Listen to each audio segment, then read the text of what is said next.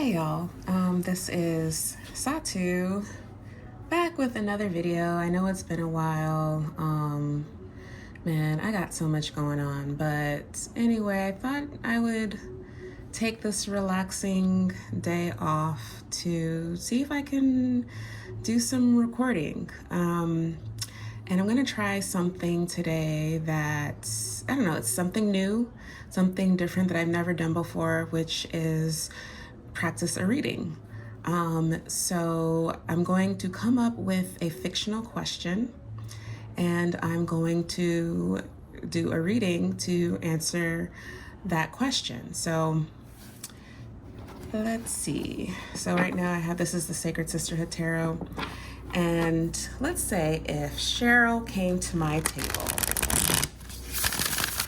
and Cheryl sat down and was like, "Oh, Satu, thank you for seeing me. I just have so much stress going on." And I'm like, "What's going on, girl? What's going on?" Okay. Cheryl is concerned about, or basically she's stressed about what she should do about her job. You know, she's not really happy where she is, but she's too afraid to try to do something else. And so she just wants some guidance, or maybe even some assurance that what her heart wants her to do is what is ultimately best for her. So I'm going to do a 3-card spread. Basically, the issue, the obstacle, or the thing to think about, and maybe the solution, the resolution, and see what comes of it. So Cheryl's like, "I don't know what to do. Should I stay at this job that I hate? Should I look for something elsewhere? Will I be successful if I look for something elsewhere? Like, what should I do? What would be the right choice?" So we have the Queen of Wands. We have the Wheel of Fortune. And we have the 4 of Cups. Well, Cheryl, this is so funny. Cheryl, so, okay, just for those of you to remind you, this is the issue, this is the obstacle, and this is the solution or answer or resolution or conclusion, right? So what does Cheryl do, right? The Queen of Wands is here in the issue. And I think right now Cheryl is really battling with her desires for what she, like, with, you know, what does she want for herself in life? And also maybe what is expected of her in life. Like, the same thing to Cheryl might be, you know, just stay at your job. It's a stable job. You make good money. What's the problem? You can pay your bills. You're in good shape. You're stable. But another part of Cheryl is like, I want to try something different. I want to branch out. I want something more exciting, right? So that's the issue. And so I think what is happening here, right, is because Cheryl is struggling between her passion and her practicality, she's in this stasis. So this is leading to the anxiety that brought her here today regarding the choice. So, you know, she wants to know ahead of time what will happen if she makes a choice. And because she does not know, she's kind of frozen in place and she doesn't know what to do, and it's giving her a lot of anxiety. And I think it's really increasing the dissatisfaction that she's feeling in her current situation, but she's too frozen to move forward because she's afraid that what's going to happen is not going to be a good have a good consequence if she does what her heart wants her to do. And so here, you know, the resolution of the 4 of Cups, right? It's interesting because when I do modern decks, I heavily rely on the images, right? And so here you have the Four of Cups, the woman, she's leaning, she's resting on the cups, right?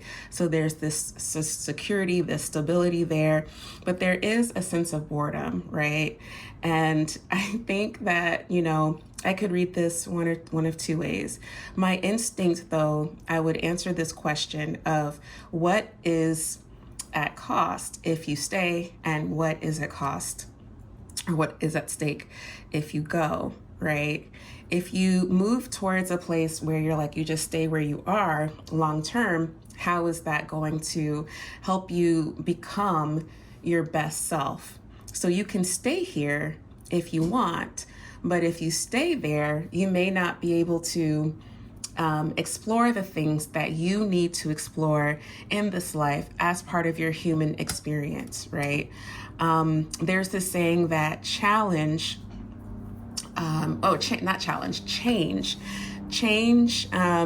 has to happen to ensure growth, right? And so if what Cheryl is interested in is to kind of grow into herself, to self-actualize, right, she's going to have to take a risk. So I would read this almost as a reversal, right? In that, do you want to be the woman in this picture? That she's stagnant, she is bored, everything's okay, but it's not satisfactory. Or do you want to take a risk, not knowing what's going to happen, but take that risk and see, what you can tap into that can kind of push yourself to a higher level of existence, essentially. And then I pause, and usually what I do is I kind of, if Cheryl was really here, I would go back and forth. We would have a conversation. She would probably give me some more details. Let's say if she wanted me to clarify something, or she asked a follow-up question, like, what if, so Cheryl's like, okay, well, I want to take this risk, and I think I'm still feel a little stuck, but I think you're right. You've given me some things to think about. But if I take this risk, and if I leave my job to find something else, what do you think I will discover? What will be a part of that experience? So here I have the Seven of Wands, right? And so if she were to ask that question, I pull this card. Mind you, I didn't shuffle, right?